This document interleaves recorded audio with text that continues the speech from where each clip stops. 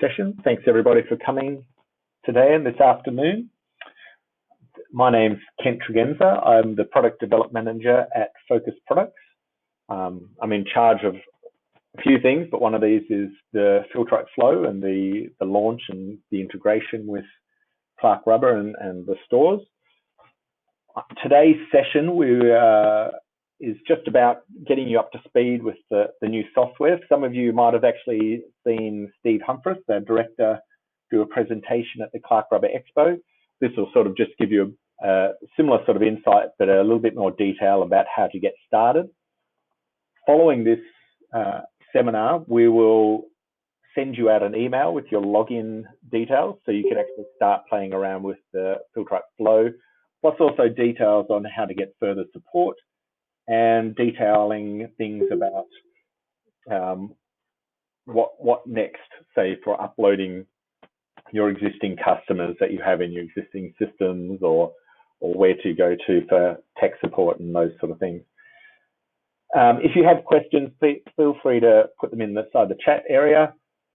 If we have time, we'll get to them, but I'm obviously conscious that this is Friday afternoon and we'd like to get through this pretty quickly, and we've only got a limited window of about 30 to 45 minutes to show you this. So there'll be future webinars, I'm sure, detailing other parts of the system and demos and things like that. So if you don't get everything, if I move through too quickly, rest assured that there'll be some more information that you'll be able to, or more webinars that you'll be able to access at another time. So this one's just to get you started and just to get you familiar with the system that you're switching to. So first up, for those who didn't go to the expo or didn't hear about Filtrite Flow, so Filtrite Flow is an industry-leading water testing and analysis software that runs purely in the cloud. So it runs on the internet, much like your internet banking and things like that. It provides one of the easiest to use customer management and water testing systems we believe that's on the market at the moment. It communicates with the latest in technology of water testing devices like the WaterLink Spin Touch, which many of you have actually purchased, I believe. And it's part of this ongoing long-term relationship between Clark Rubber and Focus Products, just to get you, just to bring you the latest in technology and systems to make your life as a business owner much simpler and much more focused on the customer. So today we are going to be covering, first up, how do you access Filtrite Flow, so the Filtrite Flow website. Then we will be talking about things like how do you set up staff and setting up your account and some things you might want to tweak to. We'll then cover things like what customers are in Filtrite Flow and assets and equipment, and how you sort of manage those and edit that information. Then we'll quickly cover measurement and water analysis and what that means and how to integrate that with the WaterLink Spin. And then we'll talk about, just if we have time, the activity and reporting side that you can find in Filtrite Flow, as well as your support options and what to do, when you might find something that's not quite working how you need, or you just need some advice on what's the best way to use this as a tool. So first up, we'll just cover the basics of accessing Filtrite Flow. So Filtrite Flow is a website. So purely and simply, it's just accessing it. You visit www.filtriteflow. So I'll just go there now, and you'll be presented with a login. So what happens is, because all of the stores access this same portal, www.filtriteflow.com, you type in your username.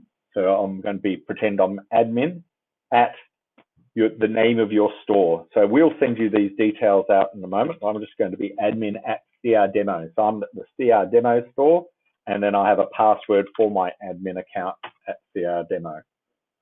It's not an email address. It's just a way that we can mark so we know who you are when you're logging in at a store. So that's pretty much it. It's just one website. We recommend that you use Google Chrome to access it, though you can use other browsers. Typically, we find that we can Chrome is the most up to date, keeps updated regularly. It runs quite quick, and we support that one. So though you might be able to use Firefox or Internet Explorer, Edge, or Safari, we just recommend that you use Google Chrome. So we'll give you links to that at the end, so you can download that and install that if you haven't already, but most of you probably are using it. So we access Filtrite Flow from www.filtriteflow.com. You access it with your username at your flow space. And so if I was admin, again, the admin at CRDemo is my login name. That's my full username. So the next step is, once you've logged in, how do you set up your staff? So the big thing for Filtrite Flow is that you can set up as many staff as you like, and you can give them all different logins. We recommend that you have at least 2 logins, one as yourself, as the admin, and then at least one then as a staff person. What that means is that your staff have a different role in the system, which reduces the amount of access that they have to some of the things like settings and reports. So a staff person might only have just access to just doing the water testing and looking up customers and editing them. So I clicked on settings up the top here. I'm now looking at my demo store. I've clicked on staff, and I can just simply click on add staff to add a new staff person. And what you'll see is, here's the form where I can just fill in all their details. So I'm going to make this person a staff person. Peter Bold. So I'm just creating a person whose name's Peter Bold, and I'm going to give them a username. So this is that username that you log in with. So I'm going to let Peter log in as Peter, but it might be just something generic, like a generic shop person. And then I'm going to set the password for Peter. So I've just got to type that in twice. So I'll pick some random thing. And so now I've just created a staff person. Now you might notice, and I'll cover that in Filtrite Flow, things are just automatically saved as you type. So if I type in something, say for Peter's mobile phone number, so I could type in anything really, but so I'm just typing in a number 1234. As I move off the field, you'll see it change to a green color. What happens is we're saving this stuff all in the background. So that means you don't have to worry about pressing a save button. Did you not save it? Did you save it? It's just saved as you type. So you don't have to worry about the things. And it's just, it will get saved in the cloud automatically for you. And as you see it, now if you ever see a red box, that means something has failed, but typically that's quite rare. So yes, I've just created my new person, Peter Bold, and so Peter can log in, and that's as simple as that you need. So again, we recommend that every time that you set up your staff, you give them you have a profile that's just their details. You might include their email addresses and phone numbers. You have at least 2 staff for your account. When we set your account up at the start, though, we'll just provide you with an admin login, so you can add more as you desire. And then know that the roles restrict what access to the part of the Filtrite Flow system that the staff person can interact with. So a shop staff person pretty much just interacts with customer details. That's it. So we're going to move on now quickly, because we're just going to fly through some time here, to looking at customers and assets and equipment in Filtrite Flow. So the big thing to note is that customers are just a generic placeholder for the details of a customer. So we've come back to our customers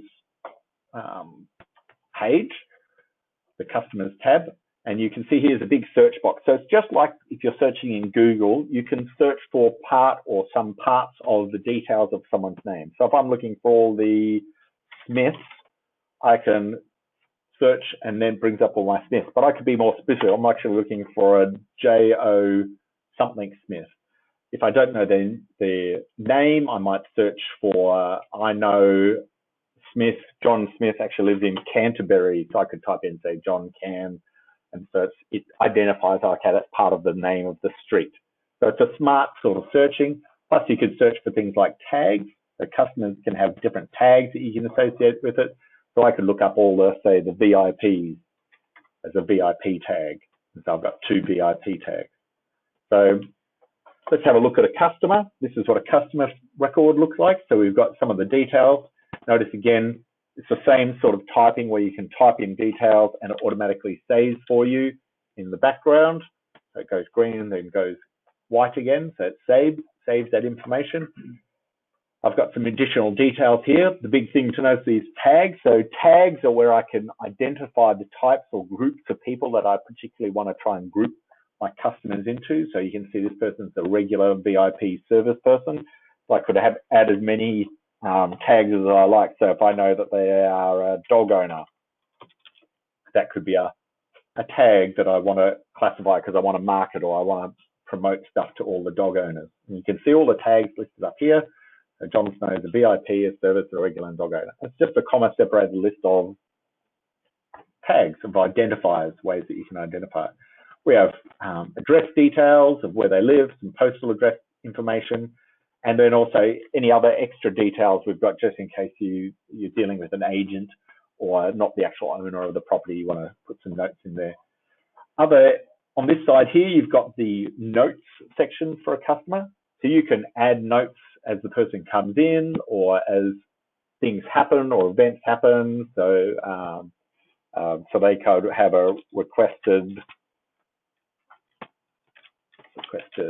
service, and then you can put a note in for the customer. Customer requested a service for their new pool spa in the backyard, or whatever notes that you might record. So again, it just auto saves, and now it's just added onto a history. So think of it like a Facebook list of all your posts, is posting information for that customer that you can just keep adding notes and notes to that customer.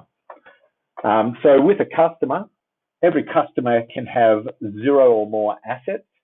So an asset for us is a pool or a spa. So you can see here, Jon Snow has two assets in his thing. He has a spa pool and a salt pool.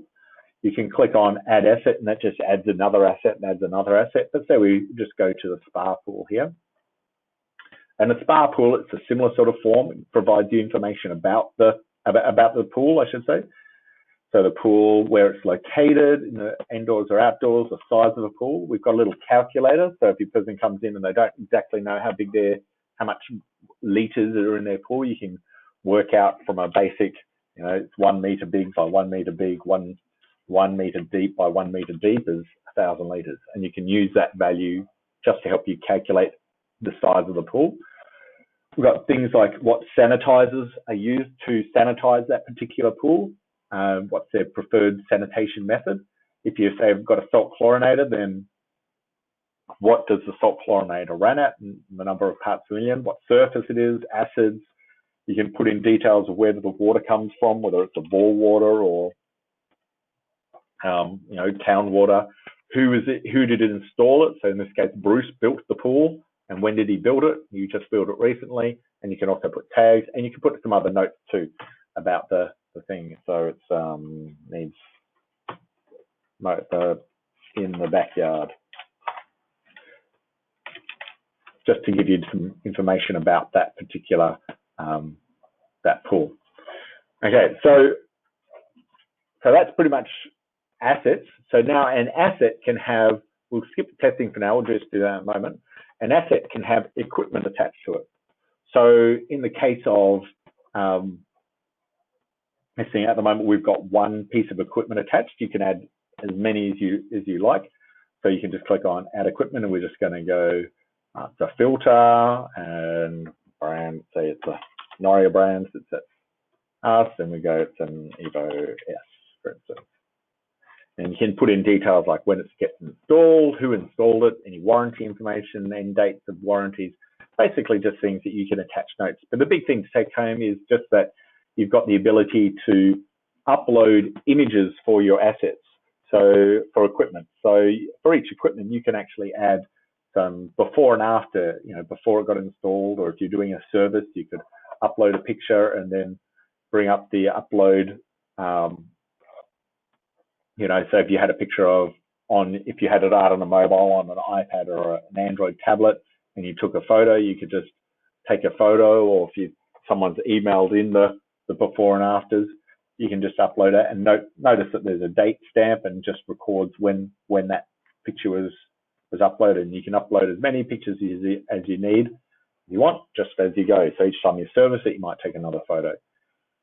Equipment, also, as well as assets, can have images attached too. So I could also just upload and attach an image about the asset. So if you did a service on a pool, you might take a photo of the before, cloudy and green or something like that, and then take a photo of it after. So you've got some record of your interaction.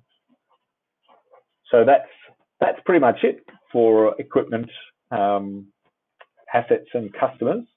So the big take homes for that are that so customers have assets which have equipment, that you can add notes to your customers as you go. So it gives you, over time, you can see some of the interactions.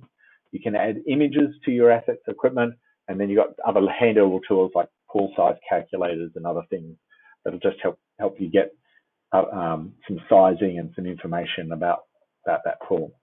Okay, we need to keep moving along here. So I'm just going to go to the next section, which we're just going to cover measurement and analysis in Filtrite Flow. So Filtrite Flow has an analysis engine that takes measurements of water test results and analyzes that and figures out what is required to adjust that pool or spa. So I'm just going to quickly give you a demo of that. So we're coming back to our pool. You can see here, this is our testing area. So I can just simply click on and add measurements. So if I've got a wet lab or a test strip or something like that, some sort of manual method, I might just type in some values and go, okay, well, the chlorine's about 3, and let's put alkalinity up here, put pH up, it's a bit low at the moment, calcium hardness, yeah, it's a bit high, stabilizer, just run that at normal, the salt chlorinator is just not quite running at full thing, it's got some phosphate. Now, if you leave a value, that particular item won't appear on the report. So if you put a 0 in, it'll appear on the report. But if you leave it blank, that particular item won't appear on the report. So I could say, okay, I'm not really going to be recording iron this time for this pool, but I'll record TDS and I might record the copper levels. Okay, so what that means is when I actually analyze the report, iron won't actually appear on it. So let's just run that with these numbers that we've got here. And this is the analysis report. So it gives you the details of when it was run, sort of the name of the person, when is it next due, some details about the customer, the asset, and what equipment's attached to that. So you notice we had a pump and a filter attached. Then it gives you our measurements. And this green band here is what we call the ideal range. This is the range where you would like your figures to, your measurements to roughly be in. When it's above or below that, then you'll get some suggestions on how to treat or how to adjust that to balance your pool a bit better. So, and you notice here that we don't have iron appearing. So it's because we didn't actually record that. Now on the left-hand side here, you can see we've got things that we can adjust, various things that affects the report. So in this case, I could specify, I could say, okay, look, actually, I really want you to come in on the 15th to do your next analysis, your next water test. So come back in store on the 15th. And so that'll just update that on the report. We've got the ability to set problems. So if you're talking to someone, they say, oh, look, I've got green walls. So you can tick on, say, green walls, and it'll give you a problem solver for how to fix your green wall problem. We also have this area of what's called suggestions. So suggestions are, it might not be to do with water balance, but it just might be best practices or how to look after your pool. So you might have a few of these ticked, and it just depends on the type of pool and the type of the customer, what the sanitizer they might be using, whether or not these suggestions appear. But I might say tick algae prevention, and I don't know, do we actually have high calcium? I don't. And those suggestions just appear on the left-hand side, just giving them hints and tips on best practice on what to do.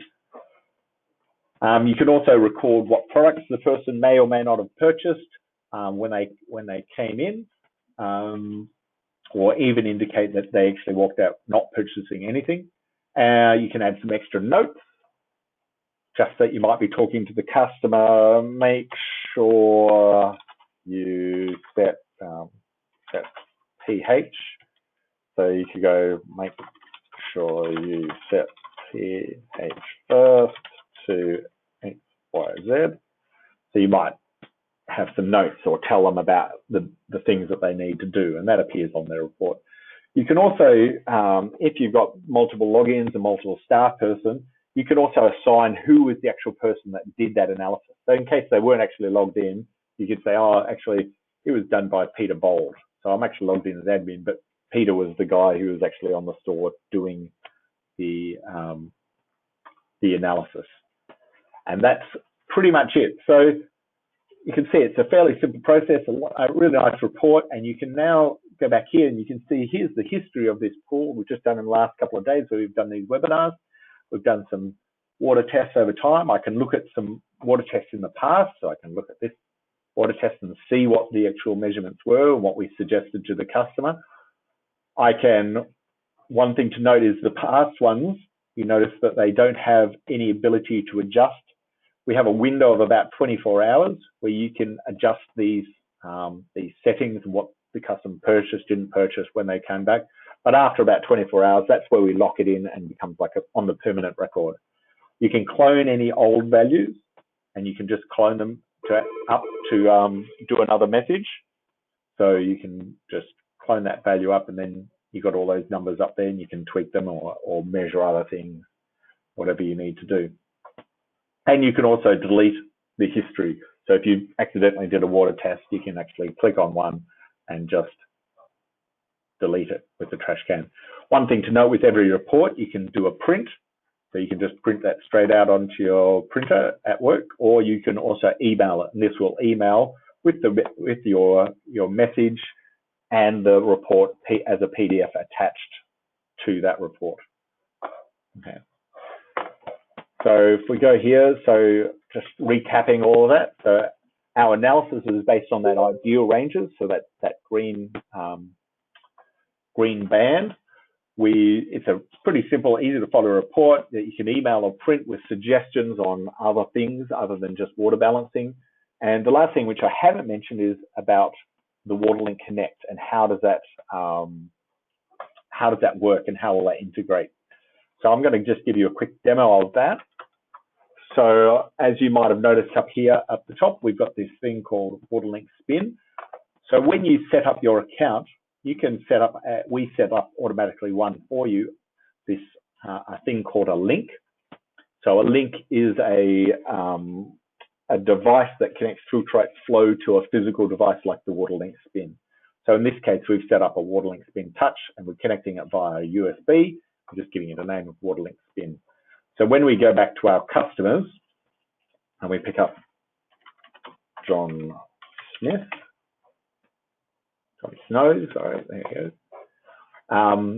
You can see that when we look at here, we've got our WaterLink Spin and it's got this button, which is Run Spin. So what happens is you first of all need to install the software from WaterLink, from Lamont, which is called WaterLink Connect. We'll provide you the links to that address, and so you can download and install the software. So this is what it looks like, and you'll download and install the driver, which is their program, which allows your computer, so any Windows computer, Windows 7 and up, I believe, to talk to the internet or talk to the cloud. So when you click on Run Spin, the first time you run, it'll ask you, hey, do you want to open up the WaterLink Connect? And this is going to pop it out of your browser and then run their program. And you can tick this on so you don't have to tick this every time. I'm just going to tick that on. I'm going to open up the WaterLink Connect, and up will open the WaterLink Connect software. And notice the sample type is already set to whatever your sanitizer is. So if it's chlorine or salt, it will set the salt pool. And then you select your disk and away you go. So what's happening is it's coming out of the internet, out of the cloud, out of your browser, and running the WaterLink Connect software locally on your computer. The device is plugged in via a USB cable, and I've already filled up the disc, and I've put the cap on, I've closed up the lid, but my battery on my device has failed, so I won't be able to show you that because the power of my my unit actually has stopped. That's okay. So what happens is that the value then comes from the WaterLink Connect sample. It then pushes it up into the cloud, and you get the results here just automatically. I'll show you, say, a couple of these ones here. You'll see this is them we did yesterday. So the results come up, pops up automatically into there, and then you fill in the other details. So like whether you had a salt probe, or you had a TDS meter, or you had a phosphate strip reader that you might have done, and then you analyze that data. Okay. So the difference is that you might have noticed here in the history that the L just means that it's come from a link device, where the W means that you've typed it in on the web manually. So, so that was one I just did, typing it in, but if it came in, it would have come in there. So yeah, unfortunately the battery on my my Spin Touch has gone flat, so I can't actually give you that whole demo, but that's basically how the WaterLink connects. Pretty simple. Just need to install the WaterLink Connect software from their site. Then when you select your link device, you click Run Spin, and away you go. We're running out of time. We're already up to sort of our time limit, so I'm just going to quickly just mention reports and activities. So we do have a reporting system in Filtrite Flow that just gives you some snapshots about your data and activity. So you can see here, the activity report just gives you any new customers that you might have created and any water tests that you've done. So you can see we've just done 3 today and a couple yesterday and so on. But you've also got the ability to run and generate reports on your actual customer data. So you can do a report on show me all the customers and get a spreadsheet that you can do other work on customers, and you can filter it by certain categories or certain types. So I can go, okay, I only want to have all the customers with a pool, or all the customers with a spa, and you can filter that and just generate a report and download that spreadsheet as a spreadsheet or a CSV. There's a couple of formats there. You can do things like, show me all the people that have had an analysis this month or last month or between a certain date range. Or everybody with a pool that's had a spa test, had a test, those sort of things. So reports are pretty powerful, especially if you try and do some more breakdowns of the type of groups that you're trying to market to or reach, or just want to see how you're performing overall as a store. Okay. So quickly, because most importantly is this next part is talking about just help and support. For Filtrite Flow, the number one point of call will be your focused product sales rep. They are the experts in utilizing Filtrite Flow. They know how it works. They know how it works in a business and how to get the most out of it for your business, how to do the water tests, how to set up equipment and things like that.